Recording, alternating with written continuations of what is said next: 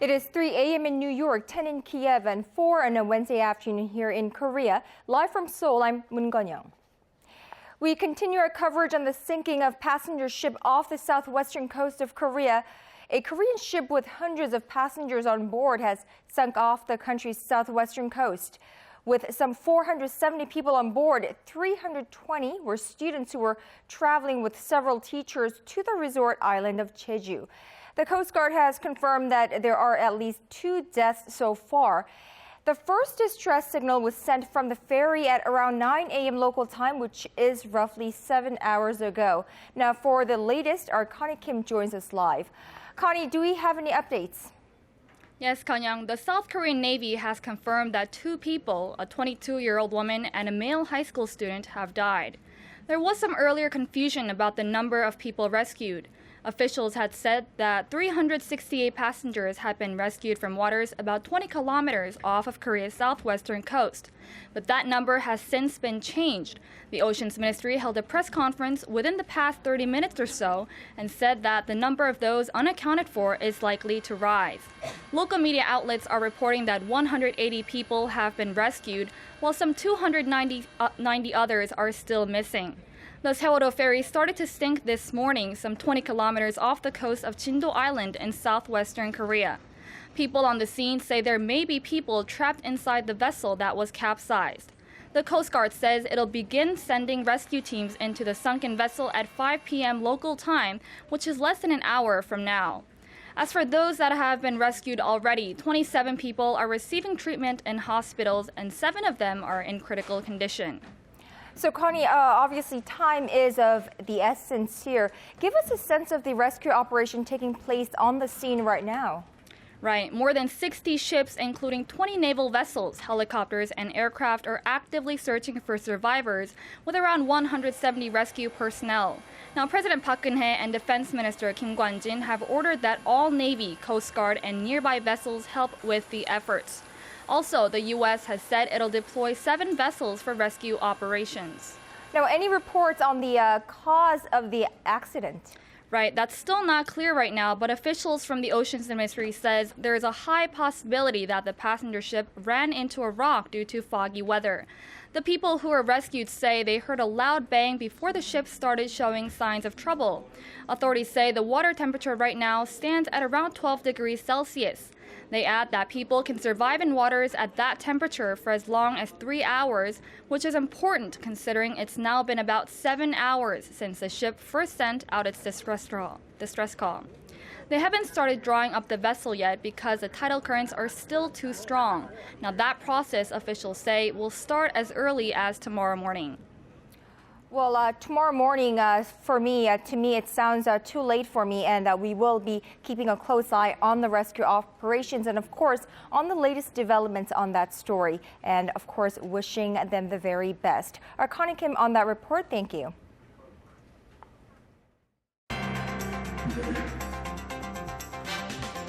When the latest news meets the latest business stories, we give you a bigger and better picture of the world. Business Today with Conn-young.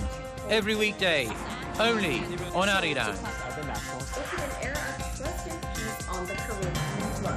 Speaking at the annual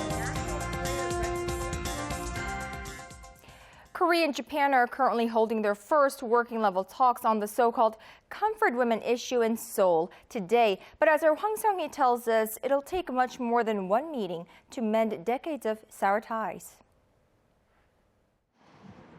Senior officials from Korea and Japan met in Seoul Wednesday as they seek to resolve the long-standing dispute over Japan's wartime sexual enslavement of Korean women. The rare meeting is the result of an agreement reached ahead of President Park Geun-hye's first official talks with Japanese Prime Minister Shinzo Abe in the Netherlands last month. Korea is expected to reiterate its demand for an official apology and legal compensation from Japan for the so-called comfort women. Tokyo claims the issue was settled through a 1965 treaty signed by the 2 neighbors when they normalized diplomatic ties. But a report by Kyodo News Agency Wednesday on a meeting between Japanese and Korean officials in Tokyo in February suggests a shift in Japan's attitude. At the meeting, Japan reportedly said it wants to resolve the comfort women issue before next year, which is the 50th anniversary of the two countries normalizing their diplomatic ties. The report also said the Japanese government is reviewing various humanitarian measures, including providing government support funds for the victims and an official apology by the Japanese ambassador to Korea. Tokyo is reportedly even mulling the possibility of issuing a letter to the comfort women under the prime minister's name. Around 200,000 women, mostly Korean, were forced to serve the Japanese army in comfort stations during the early 20th century. But most agree that just one round of talks will not be enough for the two neighbors to overcome decades of diplomatic tensions. Hwang Sang-hee, ARIRANG News.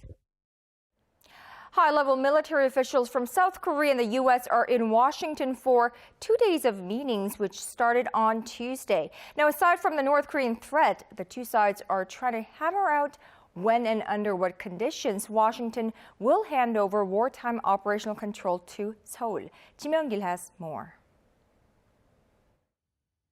South Korea and the U.S. opened a high-level military meeting at the Pentagon on Tuesday local time, with North Korea and pending alliance issues topping the agenda.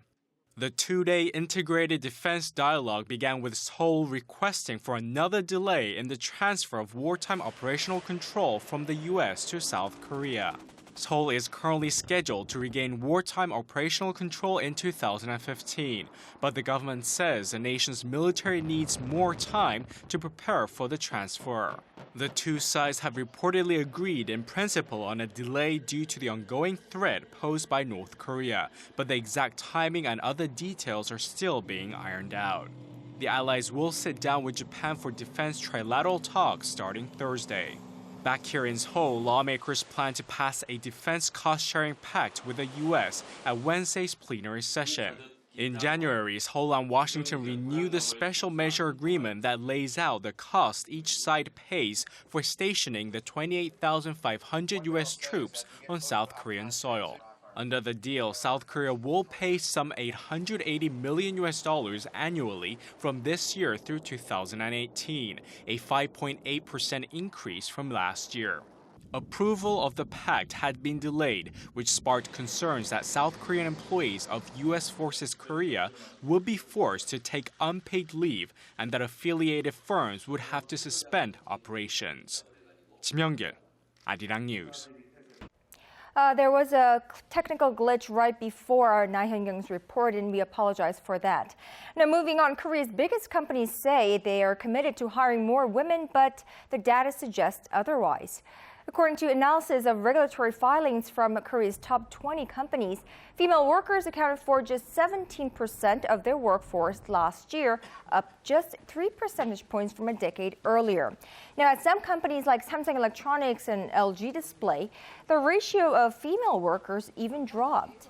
The data indicates that the internet-based firms appear to be more apt to hire women than manufacturing companies. And as a means of boosting employment, small and mid-sized Korean companies that create more full-time jobs will be exempt from an annual tax audit. The National Tax Service said Wednesday that the incentive will be for companies with a revenue of less than $28 million, and particularly for those hiring young people. The government on Tuesday also unveiled a set of other measures to tackle the nation's low youth employment rate, which stood at 39.7%, which is far below the OECD's average of 50%. Now, companies will have their benefits removed if there are any signs of tax evasion. Well, Korea boasts a beautiful landscape full of majestic mountains, beautiful beaches, and scenic lands, but heavy workloads and other commitments keep many of us here in the nation confined to our hometowns. And to encourage people to get out and explore all that Korea has to offer, the government has designated a nationwide tourism week for the first time, and it's right around the corner. Our Shin Se-min explains.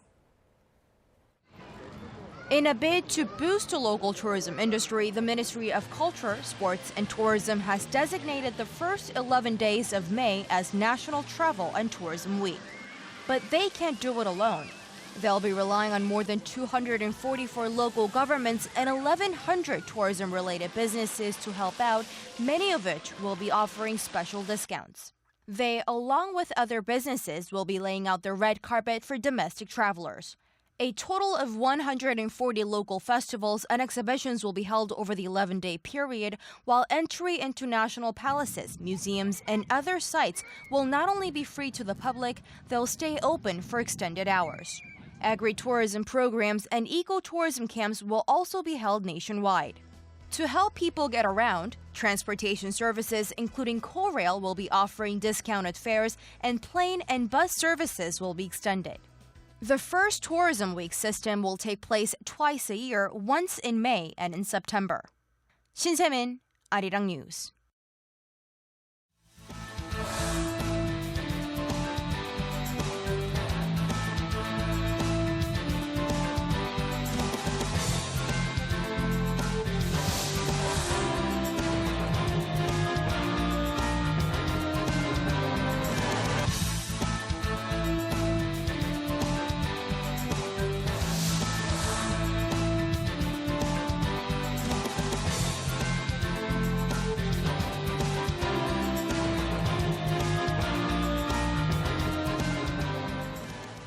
Well, arguably more controversial and more uniquely Korean phenomenon than the nationwide college entrance exam in this country is none other than the Samsung aptitude test, the exam that those seeking employment at Samsung Group must take. Just this past weekend, tens of thousands of young Koreans flocked to take the test nearly 3 months after the nation's largest conglomerate withdrew a plan to reduce the social cost associated with preparing for and hosting the standardized exam. A very unique phenomenon not seen anywhere else. Let's take a look into this issue with our regular contributor, Dr. Kim Byung-ju. Good afternoon to you. Good afternoon.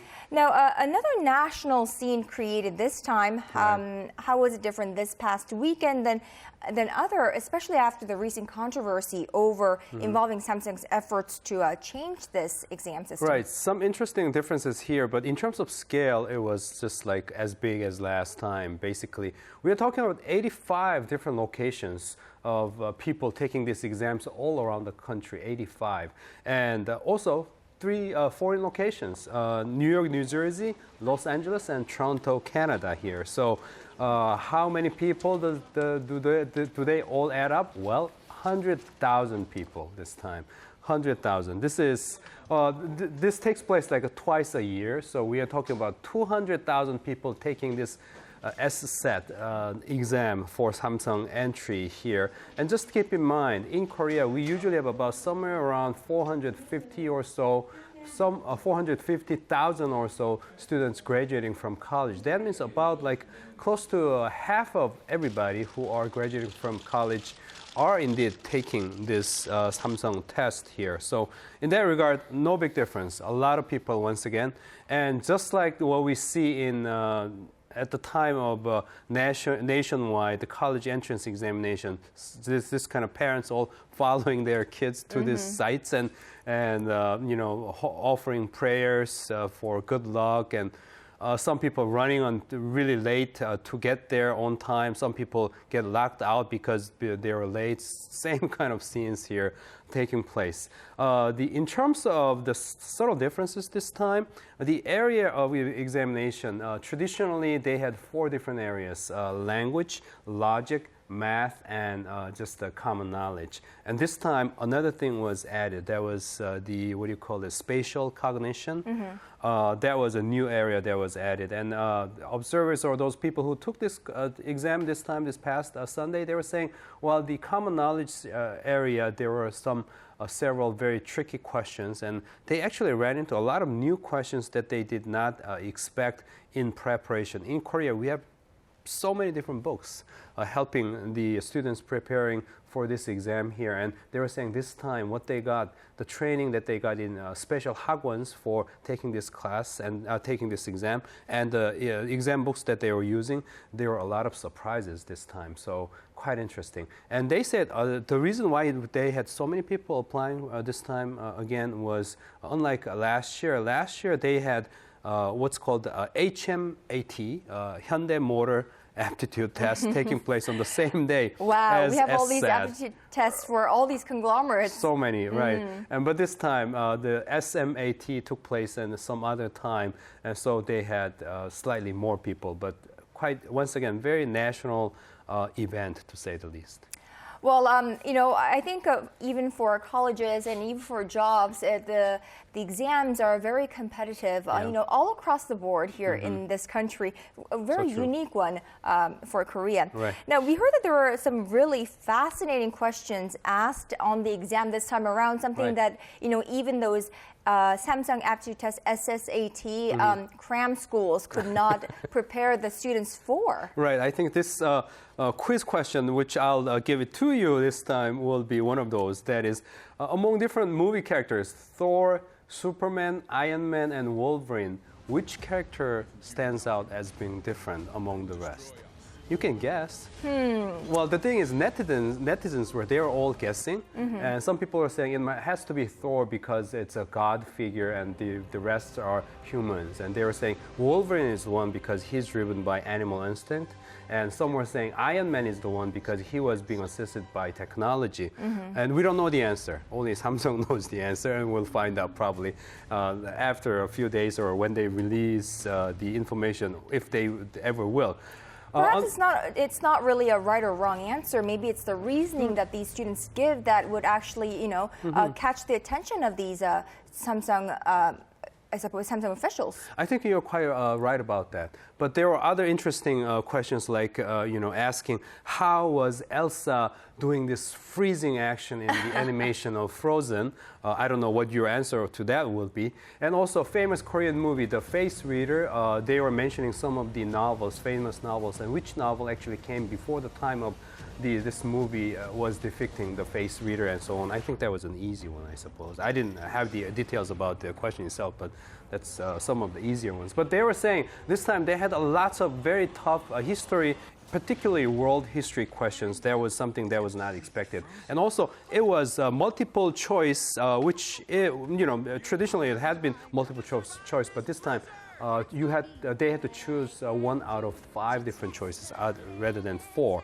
So the whole set was making very difficult for those people who were taking the exam, they were saying. Well, I think they were looking for creative talents for one this year. Right. So such innovation efforts produced, not surprisingly, much controversy as well. Well, this has become almost like a national exam here, right? So the public just complains about anything that's possible. But one little thing was the use of pen. They were saying at some locations they allowed those people who were taking the exam to use their pens or pencils, which made it easier for them to answer these spatial cognition questions. And on other locations, they were just asking those people who were taking the exam just to use the marker. So that was one big complaint. But others, there were more serious complaints. They were saying, well, do these actually questions help Samsung select their talents, those people who will actually contribute to their businesses and so on? Or is this just like a tricky exams?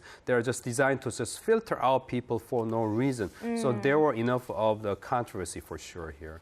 Now, although the SSAT this past weekend reminded us, altogether, I think it reminded us of the great challenge that lies ahead for this country as well as for Samsung in, that kind of challenge we face in this ultra-competitive society. Indeed. I mean, you remember, everybody remembers here, I think it was back in January when Samsung announced their plan to change their examination system, meaning actually getting rid of the SSAT and just go on with the university president's recommendation system. And at that time, we heard great uproar all around the country saying, how can that be worked out when Samsung actually assigns a quota system for different number of slots for different universities. That only tells us how high the level of sensitivity is here. That's because, as I said before, almost half of the college graduates actually go for the possibility of entering Samsung here. So it's a sad reality. I'm sure our viewers overseas may take this as a very strange and weird phenomenon that we are seeing.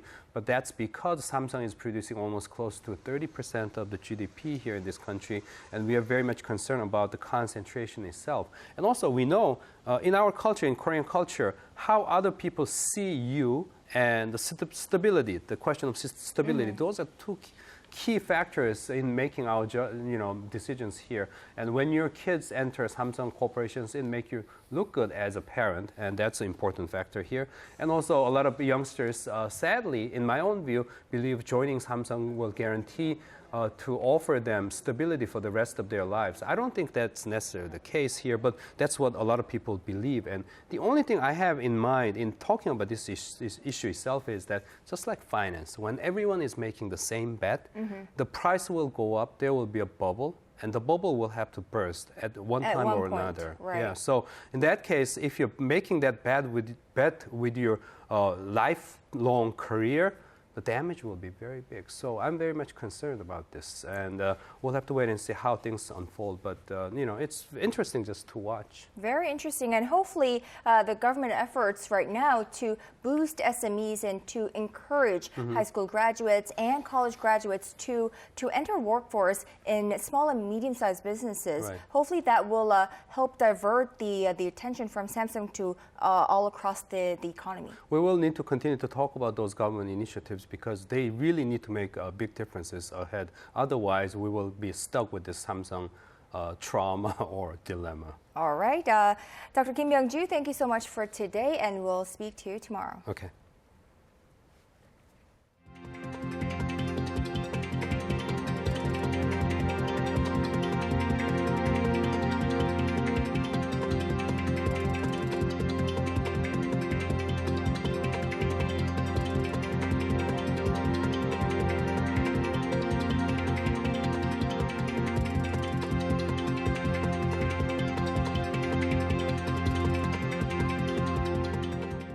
And that's all from me at this hour. Let me give you a quick wrap up of the ship sinking off South Korea's western coast earlier today. At 9 a.m. Korea time, which is about 7.5 hours ago, the first distress call was made from this ferry that was sinking off the southwestern coast.